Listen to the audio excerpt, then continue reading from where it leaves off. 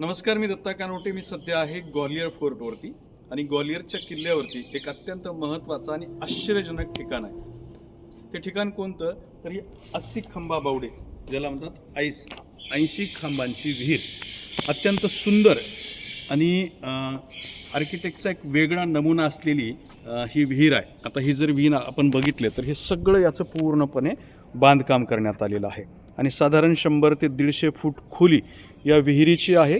या विहिरीला 80 खंबा विहीर का म्हणतात त्याचं कारण आहे की या सगळ्या चारी बाजूने जे खांबं लावलेले आहेत ते आतल्या बाजूने आणि मधल्या बाजूने सुद्धा, बाहेरच्या बाजूने आणि आतल्या बाजूने, दोन्ही बाजूने हे 40 असे 80 खांब आहेत आणि या 80 खांबांच्याद्वारे ही बनवलेली विहीर आहे.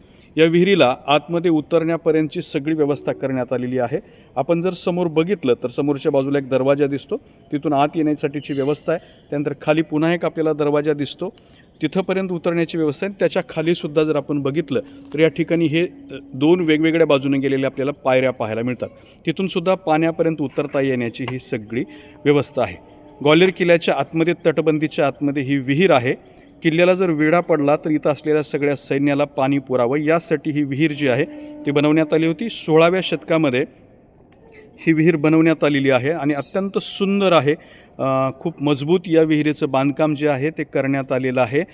खरं तर 2 थरांमध्ये हे बांधकाम करण्यात आले. पायऱ्यांच्या पलीकडचा एक वेगळा भाग या ठिकाणी आपल्याला पाहायला मिळतो आणि पायऱ्यांच्या बाहेरचा एक भाग आहे आणि आतमधूनच खाली उतरण्यासाठी ही सगळी व्यवस्था करण्यात आलेली आहे. 2 ठिकाणावरून उतरण्याचे, विहिरीमध्ये उतरण्याचे हे पॉईंट आपल्याला पाहायला मिळतात. इकडल्या बाजूला सुद्धा एक दरवाजा आहे आणि इकडून सुद्धा असे हे 2 दरवाजे आहेत. या 2 दरवाजाच्या माध्यमातून या ठिकाणी या विहिरीमध्ये उतरता येतं आणि आतमध्ये सुद्धा ह्या खांबांच्या खाली थांबता बसता येऊ शकतं अशी सुद्धा व्यवस्था जी आहे ती या ठिकाणी करण्यात आलेली आहे. अशा स्वरूपाची सुंदर रचना असलेली ही एक वेगळ्या स्वरूपाची 80 खंबा बावडी ही ग्वाल्हेर फोर्टवरती आहे.